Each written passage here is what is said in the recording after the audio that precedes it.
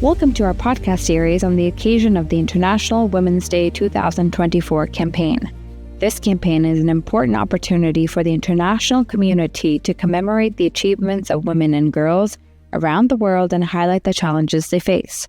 In 2024, the International Organization for Migration, IOM, is focusing on the theme, Investing in Women, Accelerating Progress Towards Gender Equality and Safe Migration, recognizing the contributions, potential, and unique struggles of women around the world and the investment needed in women and changemakers to accelerate progress towards gender equality.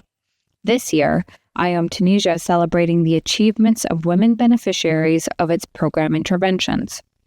Through their personal accounts, 4 women from host and migrant communities will share their stories, hopes, successes, and challenges with the general public, covering a specific theme: socio-economic empowerment and assisted voluntary return and reintegration, youth empowerment, mobilization and engagement of the Tunisian diaspora abroad, and capacity building in the field of immigration and border governance. These testimonies will be coupled with those of IOM Tunisia female staff members who will share their vision with us on the different themes. Today, we are going to hear about gender and immigration and border governance through the inspiring testimonies of 2 women, Mrs. May Weza, a consultant expert working for the Egyptian Ministry of Justice, and Leila Bazine, a project assistant at IOM Tunisia. Welcome and thank you for your availability. Can you briefly introduce yourself? My name is May Weza, Egyptian nationality. I'm working as forensic document examiner in the Egyptian Forensic Medicine Authority of the Egyptian Ministry of Justice. My expertise extends beyond document examination. I am also served as a consultant expert in my field of work. My journey commenced as a trainee in a training program held by IOM Egypt office to my forgery and counterfeiting department, and due to my exceptional dedication, I have been selected to another training program, TOT, which organized also by IOM Egypt. After TOT, I have been nominated by IOM Egypt to deliver my first training at the Egyptian Police Academy. My exceptional performance paved the way for numerous subsequent training engagement across various ministries, focusing on forgery and counterfeiting, particularly with the domain of document examination. I'm Leila Bazine, project assistant at the Immigration and Border Governance Unit of IOM Tunisia. Before, I held the position of caseworker, so I was more in contact with migrants as I was in charge of the interviews. Now I'm responsible for planning and implementing trainings in the field of immigration and border governance. IOM works in close cooperation with states to strengthen their capacities to better respond to the challenges and issues related to governance and border management. As part of the various projects managed by the Immigration and Border Governance Unit, IOM's mission in Tunisia is to promote the effective management of the country's borders while respecting human rights. We work on 3 components: supporting equipment, infrastructures, and capacity buildings. This has a positive impact on border management while promoting more organized and secure migration flows. May Weza, how do you think the international community can further promote gender mainstreaming and accelerate progress towards gender equality in the area of immigration and border governance? Promoting gender mainstreaming and accelerating progress for gender equality in the area of immigration and border governance requires concerted efforts from the international community through 7 strategies. Number 1, policy integration at both national and international level. Number 2, capacity building programs and training for immigration and border control. Number 3, data collection and analysis that address gender inequality in migration process. Number 4, empowerment of women migrants. Number 5, combat gender-based violence includes establishing safe reporting mechanisms, providing shelters, and prosecuting perpetrators of violence.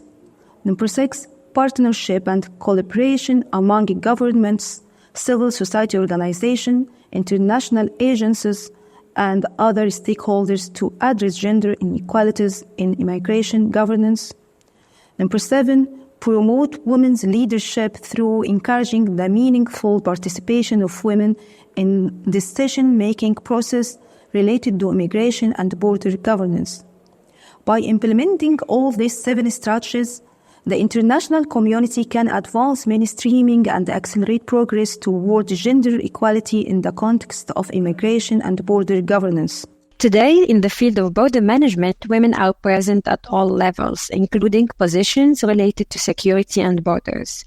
At IOM, we try to integrate the gender perspective into the various activities focused on immigration and border governance. For example, we value the contribution of women in the trainings organized by our unit, either as participants or as trainers.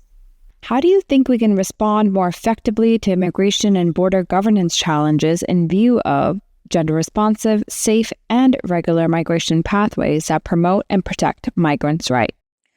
This requires several approaches that address the complex needs and vulnerabilities of migrants. This can be done through strengthening efforts to combat human trafficking, smuggling, and other forms of exploitation in migration contexts. This involves enhancing law enforcement mechanisms, prosecuting perpetrators, and providing support and protection to survivors. Also, by developing safe and regular migration pathways that minimize the risks associated with irregular migration, including exploitation, trafficking, and violence. In addition to that, promoting gender equality and women's empowerment in migration governance, including ensuring women's participation in the decision-making process and addressing structural barriers to gender equality. And finally, sharing best practices, resources, and expertise to promote gender-responsive and rights-based approaches to migration governance. Obviously, gender influences everything, and in particular, all stages of migration. The reasons to migrate, the means, objectives, etc. This is why gender and migration are deeply interconnected. Through our trainings, for example, which aim to strengthen the capacities of agents working at the points of entry, the gender perspective as well as gender equality are often covered to raise participant awareness on this topic and to promote an integrated border management which takes into account the gender perspective. Mayweather, do you have a special message you would like to share today? Let us celebrate the remarkable achievements and the strengths of women around the world. Today and every day, let us honor the countless contributions of women in every sphere of life, from business and politics to science, arts, and community leadership. As we reflect on the progress made towards gender equality, let us also acknowledge the work every woman has the opportunity to achieve her dreams and realize her full potential. Let us stand in solidarity with women everywhere, advocating for equal rights, opportunities, and representation. Together, let us continue to challenge stereotypes, break barriers, and build a more inclusive and equal world for future generations.